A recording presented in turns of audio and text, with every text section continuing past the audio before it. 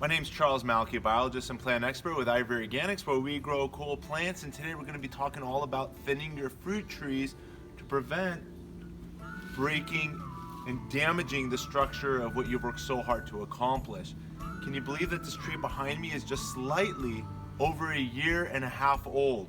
It was planted in April, and here we are now towards the end of December, about a year and a half ago, maybe a year and 8 or 10 months, you can do the math, but by April coming up in 4 more months, that'll mark the 2-year anniversary of planting this standard size Eureka lemon tree. And just take a quick tour around this tree and check out all of the fruit we're enjoying on this plant. Check it out. If you come in a little closer, you can see that there's all of these ripe fruit over here, and just above, a cluster of green lemons, and over here, some younger lemons. And then take a look over here, the next, what will soon be the spring blossoms. Let's quickly just go back in time to that planting that we did in April, so you can see what it looked like not too long ago. Check this out. 3-in-1 Ivory Organics tree guard paint, which basically protects the trees from sunburn, also from insects and rodents from damaging the tree. And we're just going to paint that along the bark. You can already see I've got it painted with white, but we're just gonna go a little higher up the tree to basically shield the bark from any burn to give this tree the best chance possible. It's starting until the tree makes a canopy that'll shade the lower part of the tree. So we got that covered over here. And more as a spray. And now we're just coating the leaves with Ivory Organics 3-in-1 tree guard paint and using it as a sunblock to basically keep the plant cool as the roots get established and the plant begins to grow. And I'll hold the tree in place right here. We're basically done. Thank you for watching another video from Ivory Organics 3-in-1 tree guard paint. Happy planting. Have a great day. So about 2 weeks ago, I had one of my neighbors over here, and they're admiring the number of lemons that we have here on this lemon tree. And she said, you might want to be careful about this one particular branch over here, which is now fallen. She's like, it's too heavy with fruit. You might want to support it.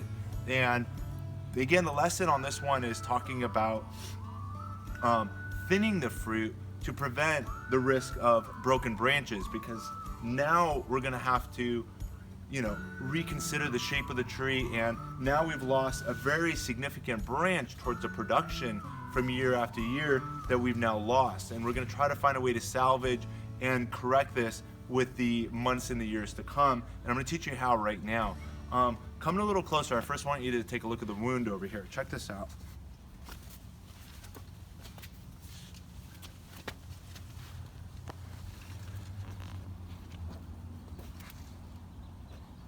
So you can see here that we've got a split which pretty much ripped the lower branch practically in half. Take a look in here. And the string that you see here, that was here to help shape and pull, just as you can see this branch over here, away from the center so that we've got a very open structure. Let me explain.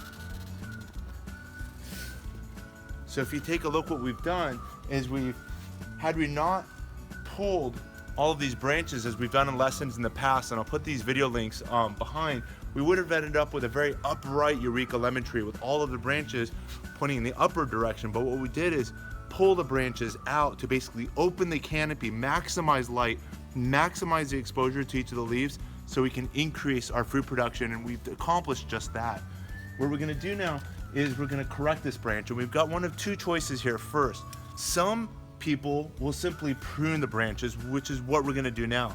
But there's another group of people that believe that we need to support and strengthen this branch and basically brace it and allow it to heal over time, and that too could be accomplished, but it's not ideal. Pruning a branch is actually healthy for the plant. By removing the branch, we increase the vigor of all of the other remaining branches in the fruit, and we're gonna ultimately, once we harvest all of these lemons, or the majority of the lemons, which is gonna be in the upcoming month or two, we're also gonna prune and balance the tree out again as we've done in the years past, and I'll put some video links to that as well, where my favorite time for pruning citrus is at harvest time. It's a great time to sneak in there and manage the size of the plant before it goes back into bloom and supporting a whole bunch more of fruit.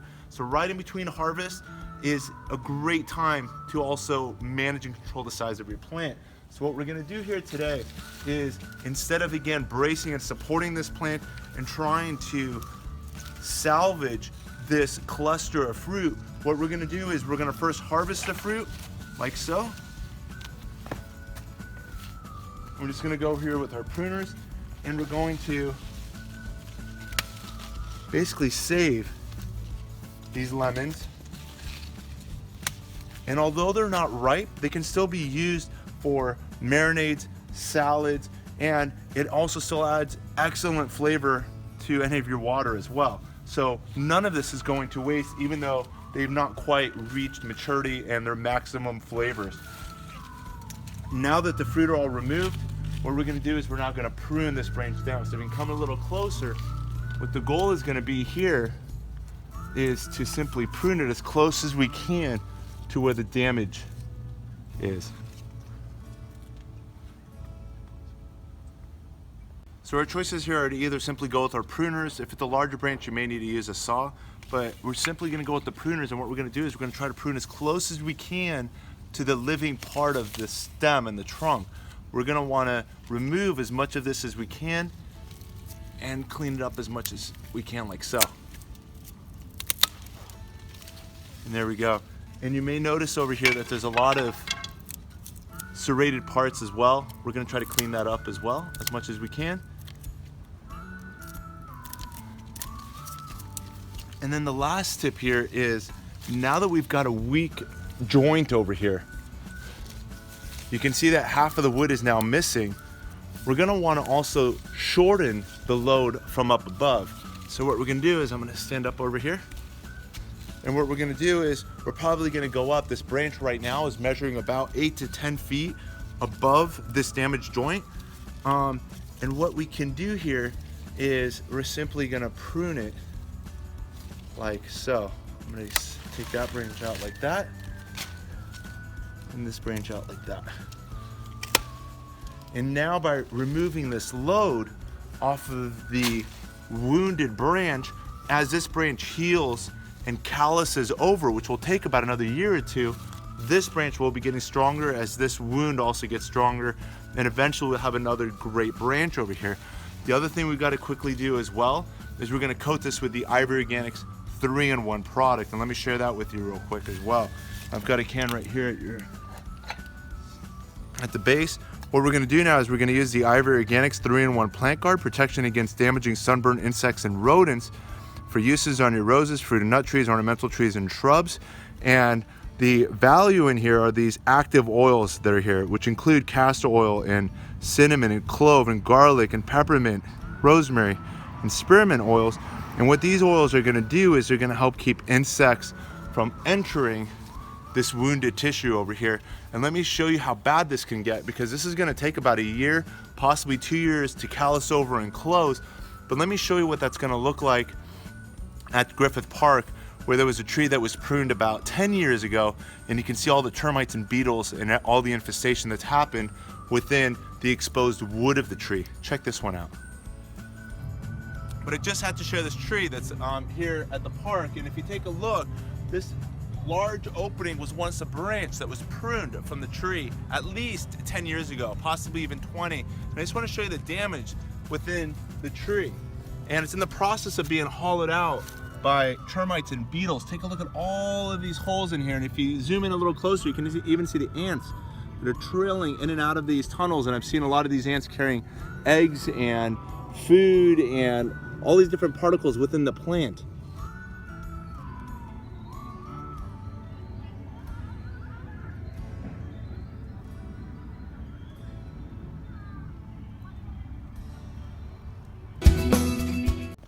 So here we are now. We're just going to take our Ivory Organics 3-in-1, which also I want to point out is registered material for use in organic agriculture.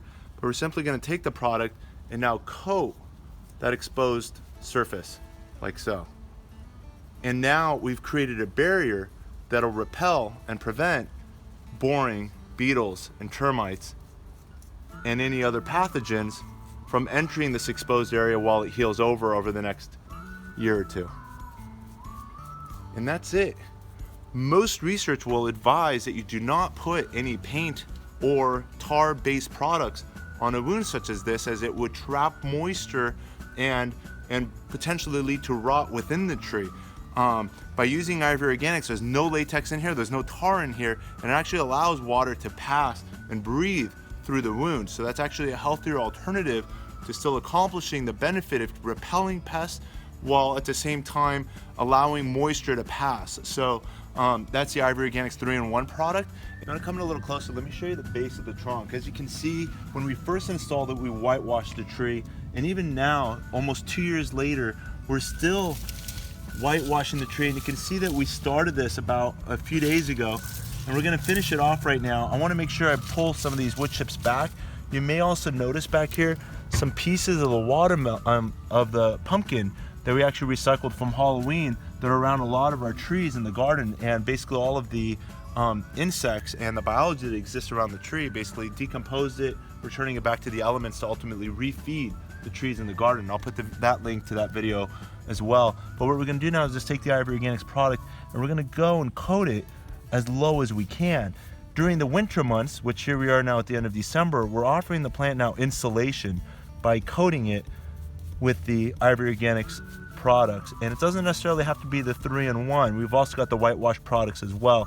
Once this product dries, we can then go back with the wood chips and bring it a little bit closer, but be careful not to get the wood chips too close to the trunk or the stem of the plant, as that can also contribute towards root rot. You do want to make sure that there's a little bit of space between the wood chips and the actual tree. Let me share with you some of the other products. So the Ivory Organics products that we just used are over here, the yellow label products, which are the 3-in-1, which have the 7 natural oils in it. And then there's the whitewash product. And the whitewash over here just simply says protection against damaging summer sunburn, winter sun scald, and there's no mention of the protection against the insects and rodents, as it doesn't have the oils that are in here, but it still has some of the added benefits of the garlic and cinnamon powder that's been added to the organic powder that's within this product that you'll simply add water to create your paint can. So we've got that, and then this here is the ready-to-use spray, which is awesome for the installation of any of your plants. When you plant your plants, whether they be tomatoes, peppers, ornamental trees, roses, or fruit trees, you'll simply protect and spray the entire plant to basically minimize the stress of summer sun, winter sun scald, and also give them the added benefits of being insect and rodent free. So those are those products, and let me explain to you some of the science behind it. Over here, if we take a look, you can find this at ivorganics.com. It's this PDF attachment near the bottom of the website, where it talks about centuries proven methods, one effective and patented formula, the 3-in-1 Plant Guard Whitewash. And these are studies from East Coast to West Coast to talk about the benefits. And let's just read these quickly. Whitewashing tree trunks is an old-fashioned but effective method to prevent sun scald of tree bark from bright winter sunshine. Various oils have been used for centuries to control insects and mite pests. Whitewashing young trees routinely at planting. Whitewash older trees if they develop sparse canopies or are severely pruned. Natural pest controls with oils generally act quickly and are low toxic. Paint the tree and lower limbs with whitewash to prevent sunburn and damage from borers. Horticultural oil control insects, mites, and some plant diseases. Painting tree trunks with whitewash help repel adult beetles, especially on young trees. So you can see all of the benefits that can be gained by using these products in your home garden. What we're gonna do next, as we started off at the beginning, is to start thinning the fruits. So if you can take a couple of steps back, I wanna share with you first these fruit over here. So if you wanna come in a little closer, you'll see this cluster of fruit. When it comes to thinning fruit, the first tip is remove any imperfect fruit. This here, if you take a look at the rind, was somehow damaged either from bumping other fruit, or maybe it's just simply born, a little bit disfigured. Not that the flavor or quality will be any different, but with so many fruit on the tree, we can simply remove it. And here's a second one over here that also, suffered the same fate. But the rest of them, as you can see down below, do not have that issue. All of these are in perfect condition, but these again can still be used. They're not waste. Even though I said they're deformed, there's still a lot of great flavor in these. And what we're gonna do is we're just gonna collect them over here with all of the other lemons we harvested off that broken branch. And let's just see what we end up with by the end of this video. And So here we are now with a cluster of 1, 2, 3, 4, 5 lemons. And you can see that it's pulling on this branch. You could potentially also end up ripping this branch out of position as well. We can do one of two things. We can support the branch, or the better and preferred thing, rather than investing all these resources into supporting stakes and supporting every single fruit, is to simply thin it. And what we're gonna do is we're gonna keep 1, 2, 3 fruit. We can actually take this one out and this one out like so. And now we've got 3 fruit, and we've lightened the load by approximately 20% here. And we're gonna continue that pattern throughout. The other thing I wanna share with you when it comes to the ripe lemons, once you harvest a lemon, on average, you're supposed to consume it within 7 to 10 days. It might last a little longer in your refrigerator, but it'll last so much longer on your plant, lasting anywhere from about 2 to 4 months on your tree. So a great place to, your natural refrigerator is just keeping it on the tree. But it's still advisable to thin it out and try to get it ready where most of the fruit are off the tree by the time it goes into spring bloom, so that the plant can put all of those resources towards those flowers, and again, maximizing fruit production into the following year. Every single one of the fruit, just like any human or animal supporting babies, consumes energy out of the tree. So every single one of the fruit, you can imagine it being a baby that the tree is investing its resources into. So by lightening the load, the plant can now put more resources into improving the quality, flavor, and size of each individual fruit. So by removing these fruit, we're going to improve the size, quality, and flavor of the green fruit. So here we are again, now harvesting some of our ripe lemons as well. So we'll remove about, again, 20 to 30% of the load. And as we need more, we'll come back out. And you can see also while I'm harvesting, I'm doing a little bit of pruning as I brought that branch back to the next cluster of leaves that'll ultimately support more flowers and more fruit in that zone. And let me show you one more lesson on the backside. Come and follow me.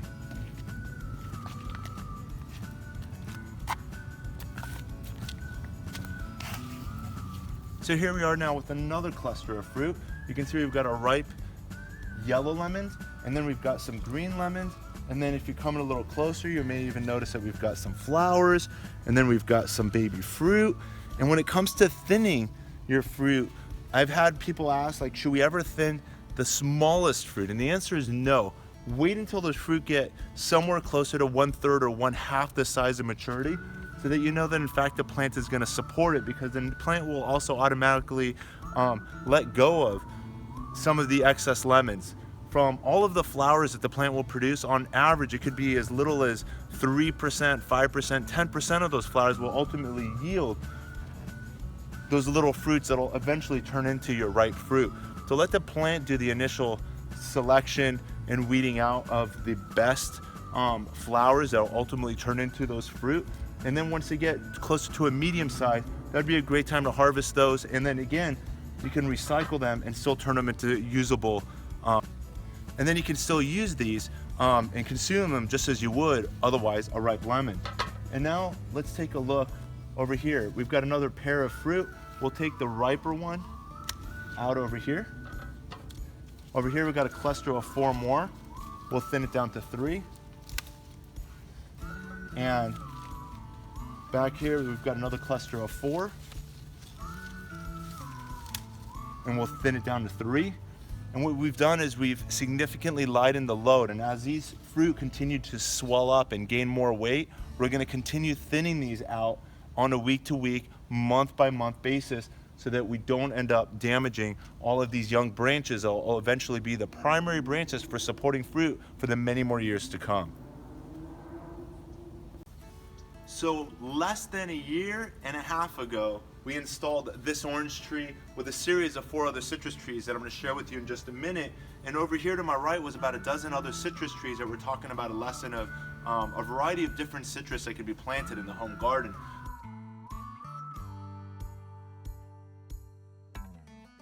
And let me share with you how awesome these trees look now, just a year and a half later. Follow me.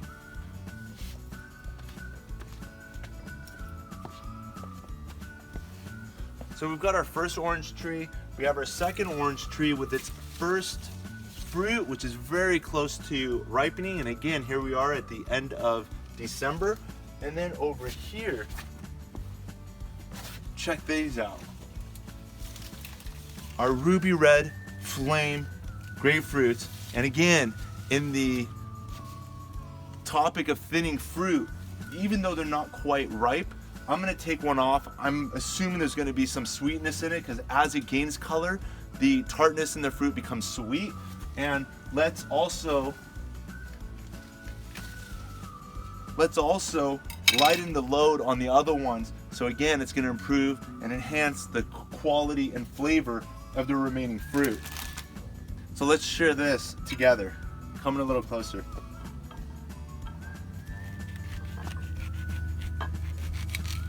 That is absolutely beautiful. Our first fruit in less than a year and a half. And not just one, but about a half a dozen fruit. That's awesome, totally worth it. I hope so. If you've enjoyed this educational moment by Every Organics, be sure to give us a thumbs up. And most importantly, by subscribing below, you'll be connected to this and all of our other educational gardening videos. Thanks again for watching, and happy gardening.